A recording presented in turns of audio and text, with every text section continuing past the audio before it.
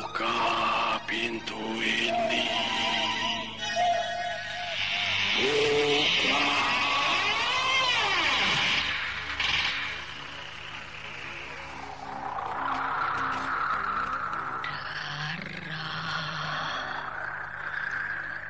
Aku butuh darah.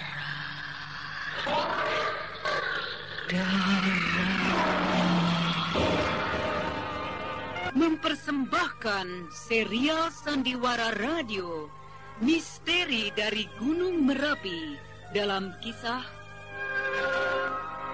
Dua Siluman di Malam Purnama. Naskah karya Asmadi Syafar.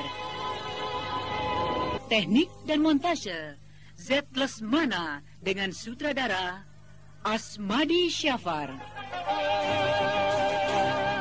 Dengan para pelaku, Ana Rusli sebagai Rosmina, Fernando sebagai Tago, Bahar Mario sebagai Sembara, Mario Kulon sebagai Tuan Hansen, Wit Hendra sebagai Mardian, Wingky Harun sebagai Jaman, Clara Dewanti sebagai Neanggu, dan pembawa cerita Neni Sumardi. Teknik dan montase Z. Lesmana dengan sutradara Asmadi Syafar. Pada bagian ke-26 telah dikisahkan, Rosmina mendatangi Tuan Hasan. Dia datang dalam bentuk harimau siluman. Dan dia mengaku bahwa dialah yang membunuh Jalikin. Hal ini membuat Tuan Hasan menjadi percaya bahwa pembunuh Jalikin sebenarnya adalah wanita yang berkepala harimau. Sementara itu, Farida kembali didatangi oleh tikus suruhan Mak Lampir untuk mengganggunya. Sehingga terpaksalah Tuan Hansen mengungsikan Nyonya Mardian itu. Saudara pendengar yang berbahagia, marilah kita ikuti serial Sandiwara Radio ini, Misteri dari Gunung Merapi, dalam kisah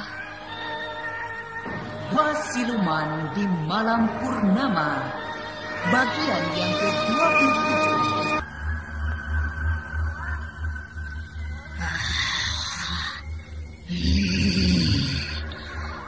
Aku haus.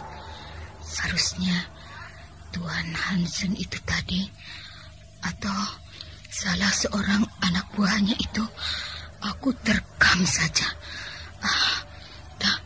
Tapi tentu Farida akan mendapatkan kesulitan kalau aku membuat gaduh di sana.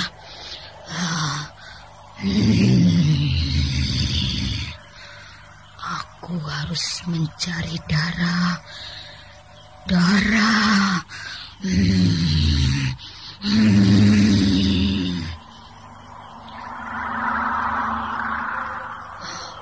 Aku harus mencari darah.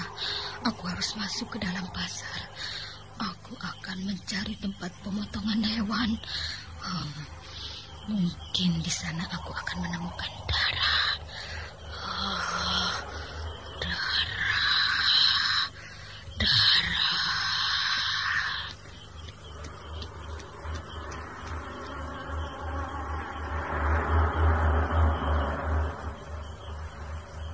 Memang, Rosmina menuju ke pasar di tempat biasa orang memotong hewan.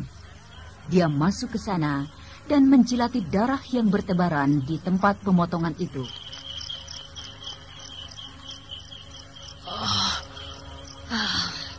Darah. Aku harus mengobati hausku ini.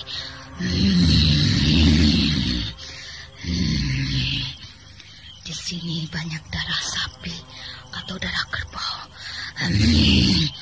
Aku tidak peduli lagi. Aku akan memakan darah ini.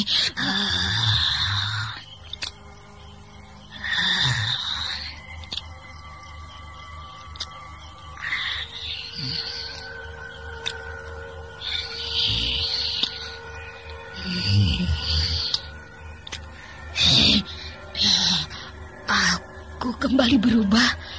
Aku kembali berubah jadi manusia. Dan Rosmina pun kembali berubah menjadi manusia ketika dia selesai memakan darah yang banyak di sana dengan lahapnya.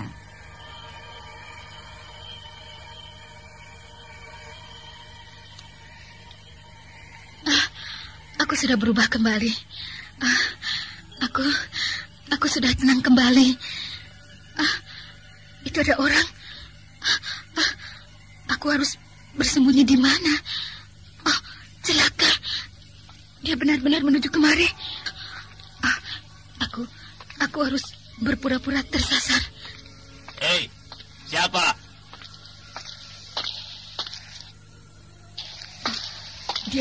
Dia menyentar aku. Siapa itu? Aduh, tolong, aku tersesat. Aku tidak bisa pulang. Oh, perempuan. Aduh, Dek, tolonglah aku. Aku tidak tahu jalan pulang. Tidak tahu jalan pulang? Iya, tolonglah. Aduh. Tapi kenapa mulut ibu berlepotan darah? Iya. Ini aku tadi terpleset di genangan darah itu dan mukaku jatuh duluan. Oh, kasihan. Adek bisa antarkan saya pulang? Iya, marilah. Akan aku antar pulang. Tapi aku heran. Ibu kok ada di sini tengah malam begini? Aku tadi bermimpi bahwa aku diajak seseorang pergi membeli daging. Dan ketika aku terbangun, Dan ibu tiba-tiba ada di sini? Iya. Aku tiba-tiba berada di sini. Aneh. Mimpi ibu ini aneh. Tapi apa dia ini bukan siluman penghisap darah? Oh, bagaimana, Dek? Adek mau mengantarkan saya pulang? Mari ibu, saya antar.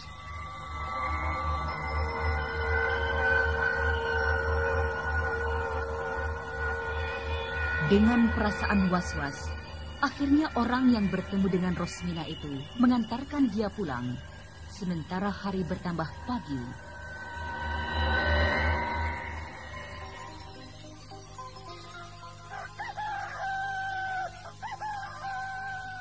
Sembara, kau dipanggil oleh Tuan Hansen. Ayo, ikut aku. Apakah aku akan diadili sekarang? Ayo, kenapa kau termenung begitu? Ya.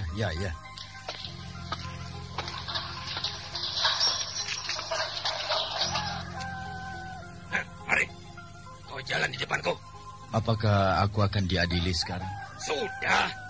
Nanti Tuan Hansen yang akan bicara padamu. Coba jalan, ayo. Ya, baik. Ayo. Dengan perasaan yang galau, Sembara mengikuti perintah Kago, anak buah Tuan Hansen yang bertampang seram.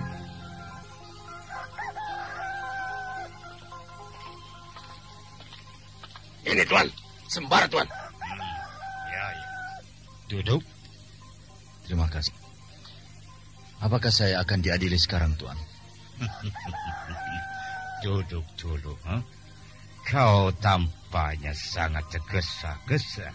Saya ingin diadili sekarang. Dan saya ingin buktikan bahwa saya tidak bersalah, Tuan. Duduklah dulu. Begitu. Terima kasih, Tuan. Begini. Tanpa bukti pun aku sudah tahu bahwa kau tidak bersalah. Jadi saya tidak bersalah, Tuan? Ya, kau tidak bersalah. Apakah Tuan sudah punya bukti? Sembara, tadi malam ada seorang wanita datang kemari. Dan dia mengaku telah membunuh siapa itu Jalikin padaku. Wanita? Wanita yang membunuh Jalikin? Ya, seorang wanita. Bukankah Jalikin mati dikoyak-koyak oleh binatang buas, Tuan? Sembara, kau benar itu. Memang Jalikin dikoyak-koyak binatang buas. Karena wanita yang datang pun berkepala harimau. Wanita berkepala harimau?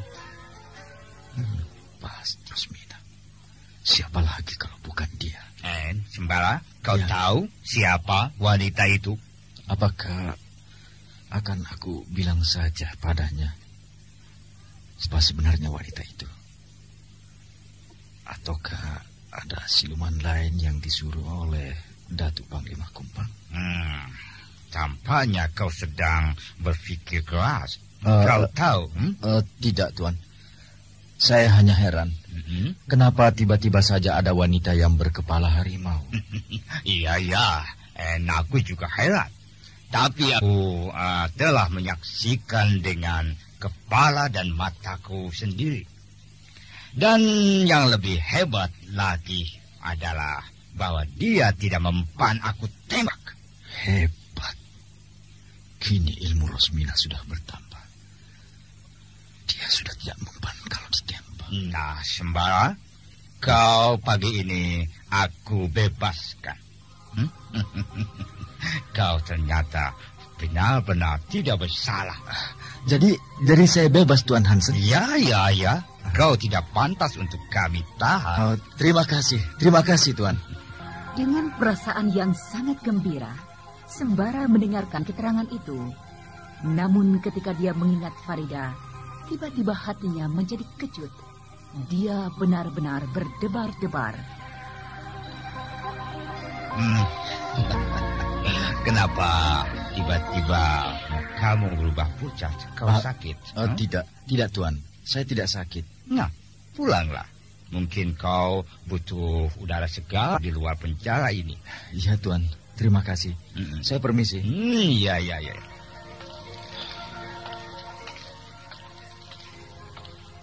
Kini aku telah bebas. Aku benar-benar bebas tanpa ada orang yang akan mengejar-ngejar aku. Karena aku dituduh membunuh Caliki.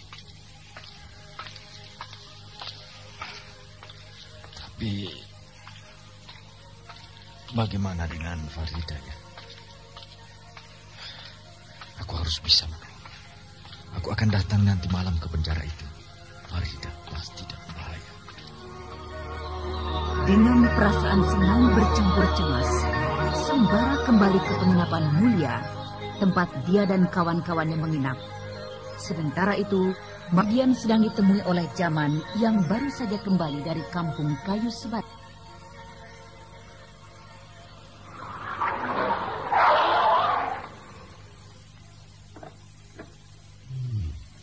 Pak Jaman baru datang.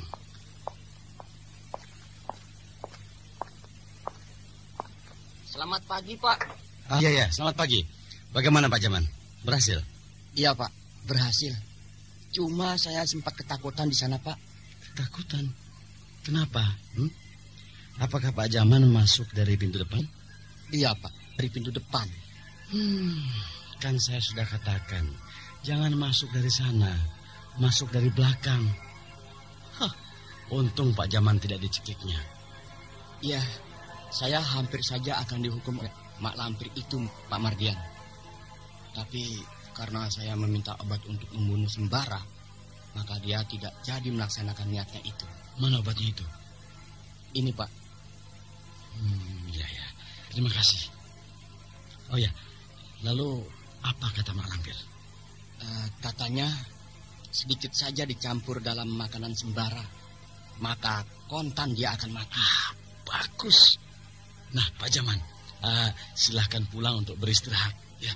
Terima kasih, Pak. Habislah ceritamu, Sembara. Kau akan menemui ajalmu, sehingga tidak ada lagi yang akan menghalangi aku. Aku akan memberimu racun ini di dalam makanan. Maka selesailah sudah semuanya.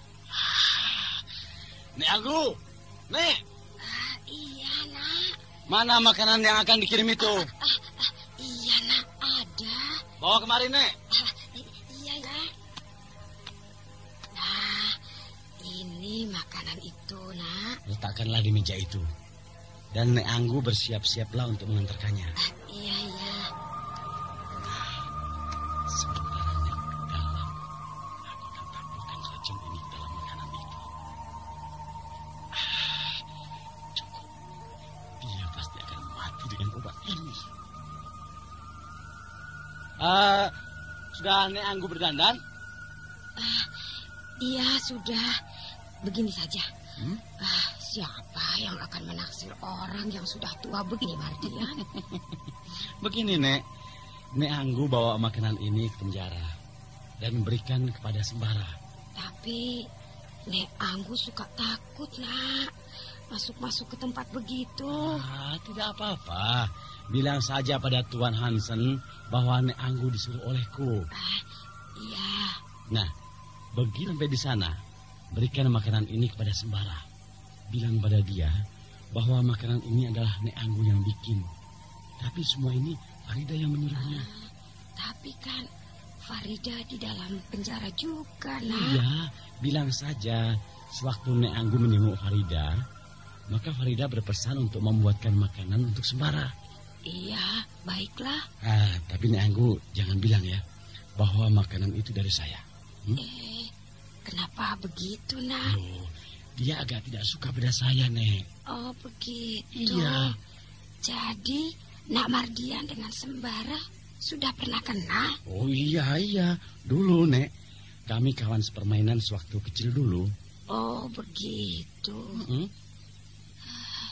Mardian ini ternyata baik juga ya. Walaupun Sembara tidak begitu suka padanya, dia membuatkan juga makanan ini untuk kawan bermainnya itu. Nah, pergilah, Nek. Mungkin pagi-pagi begini ransum makan pagi sedang dibagikan di sana. Iya, Nak. Nek Anggu berangkat ya. Bismillahirrahmanirrahim. Langkah-langkah Nek Anggu itu adalah langkah-langkah maut buat Sembara. Bertambah jauh langkah kaki perempuan tua itu dari rumah ini, maka bertambah dekatlah ajal Sembara.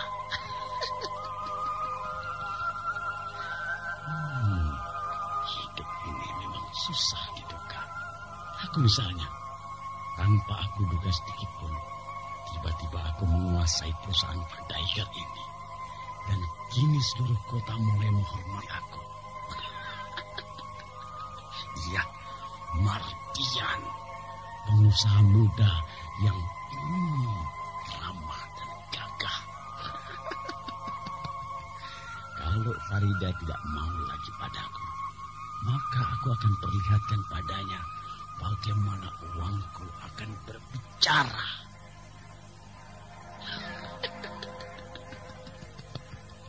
Semuanya akan berada dalam genggamanku, Mardian.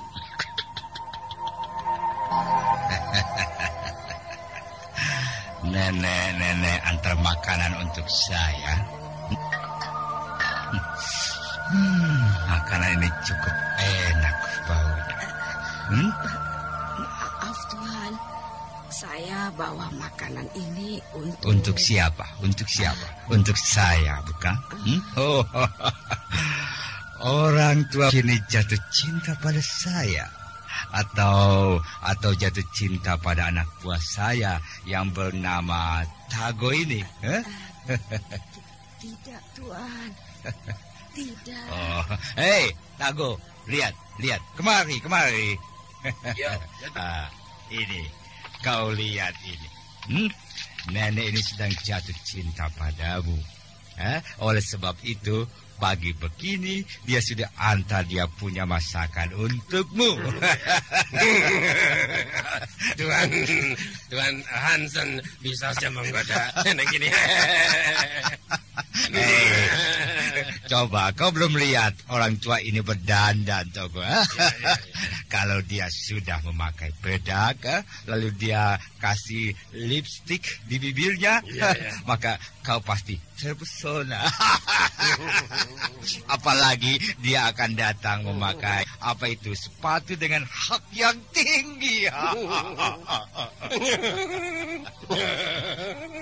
Tentu lucu sekali kelihatannya. Bukan lucu, tapi indah. Iya, dengan jalan berlenggak-lenggok. Orang tua, kau sudah menghibur kami pagi ini. Tapi jangan punya marah. Kita orang cuma beromong kosong saja ya. Tidak apa-apa, Tuan. Ya. Terima kasih. Jadi bagaimana? Untuk siapa makanan ini? Makanan ini untuk sembara, Tuan. Untuk sembara? Iya. Betul begitu? Iya, Tuan. Sayang sekali, orang tua. Sembara baru saja kami bebaskan. Dibebaskan, Tuan? Ya, karena dia tidak punya salah apa-apa. Dibebaskan? Iya, dibebaskan. Nah, lalu makanan ini untuk siapa, orang tua? Tinggalkan, jangan ya. Kalau aku tinggalkan, nanti Mardian marah. Lebih baik aku bawa pulang saja. Bagaimana, orang tua? Apakah akan ditinggalkan makanan ini? Kalau saya tidak suka makanan orang di sini, mungkin Tago, kamu suka? Iya.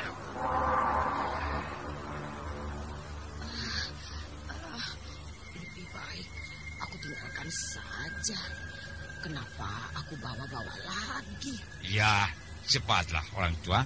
Tago sudah tidak sabar lagi untuk mencicipinya. Bukan begitu, Tago? Ya. Ya, sudahlah, nih. Tinggalkan saja di sini. Iya. Aku tinggalkan saja untuk Tago. Terima kasih, nenek yang baik. Ya. Semoga kau diberkahi badan yang sehat dan umur yang panjang. Saya permisi, Tuan. Iya, terima kasih ya.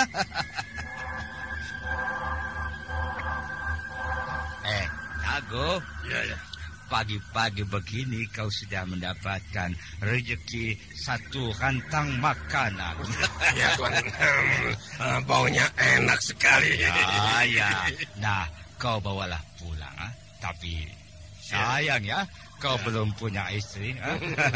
Kalau tidak tentu akan bisa menikmati makanan ini bersama-sama dengan istrimu. Ya, Tuan. Tapi tampaknya makanan ini hanya dibuat pas untuk satu orang saja. Jadi memang ini adalah rezeki saya sendiri. Iya. Ingat, tapi kau harus ingat. Ya, nenek itu akan datang lagi dengan memakai sepatu berhak tinggi. Iya, sehingga kau akan sangat tergila-gila padanya. Kalau saya menolak, bila dia menyatakan cintanya, bagaimana Tuan? Bagaimana Tuan? Kalau kau menolak, maka dia orang akan datang kemari lagi membawa makanan. Tapi hati-hati ya, makanan itu akan diberinya racun. Sehingga kau akan mati seketika. Wah.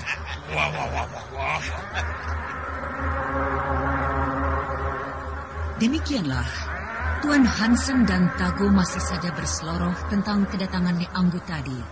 Namun sayang, mereka tidak tahu bahwa makanan itu benar-benar ada racunnya. Racun yang sangat ampuh buatan Mak Lampir.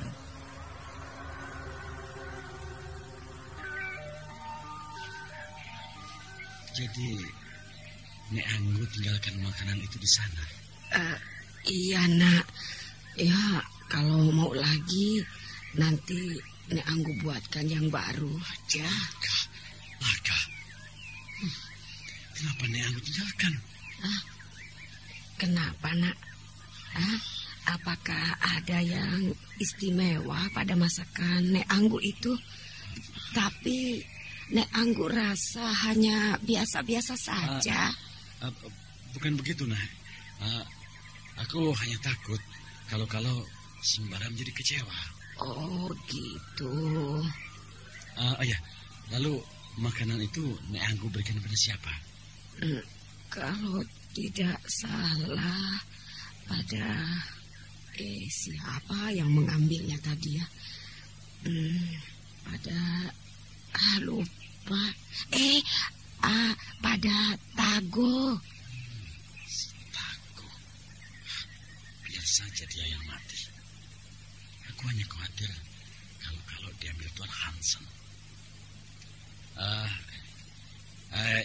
Nek, sudahlah. Nanti siang Nek Anggu bikinkan lagi makanan yang enak, ya. Lalu biar si Jaman yang mengantarkan kepada Sembara. Makanan itu pertanda kegembiraan kita bahwa dia sudah dibebaskan. Oh iya. Akan Nek Anggu buatkan yang lebih enak lagi. Ya, memang begitu. Buatkan yang enak. Biar dia senang, Nek. Iya. Bangsat. Lepas juga si Sembara itu akhirnya. Tapi tidak apa-apa. Dia tidak akan bisa lari lagi kali ini. Dia akan menemui ajalnya. Mardian ternyata sangat kecewa dan cemas apa yang telah dilakukan Nek Anggu. Dia menjadi bingung. Sementara itu, Nek Anggu kembali membuat masakan yang enak untuk dikirimkan nanti siang oleh Jaman ke tempat Sembara. Bang Sembara, Ada apa? itu lihat. Tampaknya bekas pegawai Pak Dahigar itu mencari kita. Ya. Nah, itu dia. Dia melihat kita. Selamat siang. Selamat siang. Kalian masih kenal pada ya? Ya, kami masih kenal. Bapak Jaman kan? Iya, saya Jaman. Maaf kalau saya mengganggu sebentar. Ya, tidak apa-apa, Pak. Ini ada oleh-oleh dari Nek Anggu untuk Bung Sembara. Oleh-oleh? Iya, maksudnya tanda gembira bahwa Bung Sembara sudah dibebaskan dari tahanan. Apa isi rantang ini? Buka sajalah sendiri. Makanan. Enak ya baunya. Ini gulai kambing kan? Iya mungkin. Ya, baiklah, saya terima. Bilang pada Nek Anggu bahwa saya mengucapkan banyak-banyak terima kasih. Iya, baiklah. Saya permisi dulu. Ya, Pak Jaman. Gulai kambing dari Nek Anggu. Bara, apa itu? Titipan makanan dari Nek Anggu. Nek Anggu? Ya. Masa Nek Anggu repot-repot betul menitipkan makanan? Apa salahnya? Kan dia sayang pada kita. Karena dia juga sayang pada Farida. Farida. Semuanya Farida. Ini jangan terdengar oleh orang lain. Memang kenyataannya kan? Iya. Ini, coba. Ada berita baru yang harus kita pikirkan. Berita apa itu? Nah, dengar ya. Aku sudah mendapat berita bahwa Mardian itu kawin. Ternyata dengan Farida. Ya, itu aku sudah tahu. Nah, kini Nek Anggu tinggal bersama mereka. Oh, tinggal bersama mereka? Nah, kau bisa pikirkan. Kalau sementara Farida berada dalam penjara, maka semua urusan rumah tangga tentu diatur oleh Nek Anggu. Dengar lu, bukan. Semua itu diatur oleh Mardian. Mardian? Iya. Nah, tentu makanan ini juga yang telah diatur oleh Mardian itu. Jadi maksudmu bahwa makanan ini pasti ada apa-apanya? Iya, pasti ada apa-apanya. Jadi makanan ini ada racunnya maksudmu, begitu? Ya, siapa tahu ada racunnya. Benar juga ya. Mari aku coba memegang rantang itu. Untuk apa? Aku ingin tahu apakah memang ada racunnya atau tidak. Coba kau peganglah. Baik. Hai segala macam racun, berilah aku tanda kalau kau ada di dalam makanan ini. Karena aku adalah utusan Datuk Belamparan.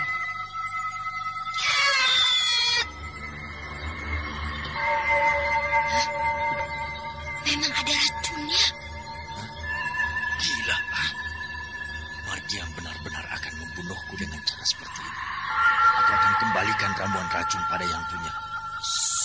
Nanti malam saja. Kita akan lebih tenang mengerjakannya. Iya, betul. Sebaiknya kita kerjakan malam hari saja, Bara. Baik. akan kita kerjakan malam nanti. Apalagi bulan masih purnama penuh.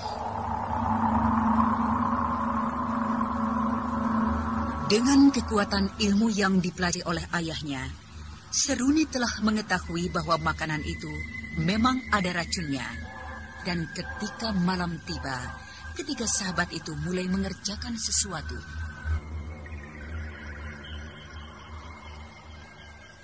Bang, mari kita keluar, Bang. Ya, Basir. Ya, bawa rantang yang berisi makanan keluar. Beres.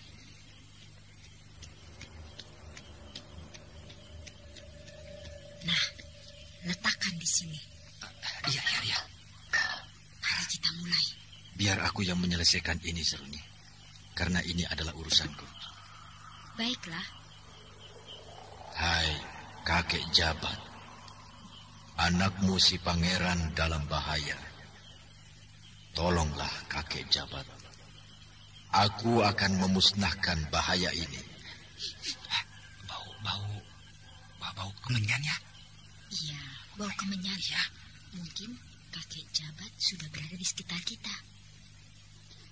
Kakek jabat, aku si pangeran akan mengembalikan pemberian orang ini yang tampaknya sangat buruk. Itu. Aduh, terkejut aku. Aduh. Terima kasih, kakek. Rupanya kau mengizinkan aku untuk membalas ketidaksopanan ini. Hei benda yang ada di dalam makanan ini, kembalilah kau kepada tuanmu.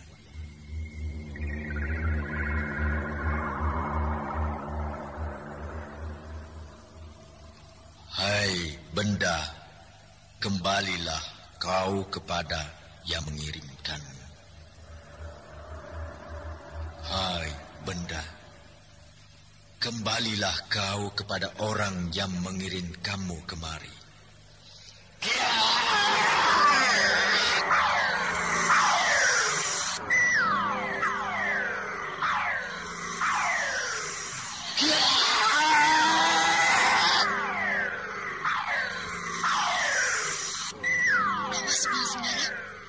Benda-benda itu seperti akan berbalik kemari. Ya, aku akan halau mereka.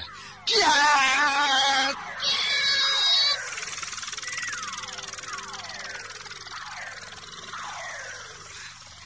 Aneh Sembara, benda-benda itu diterbangkan dengan sinar yang gemerlap. Ya, benda itu tampaknya menuju kampung kayu sebatang.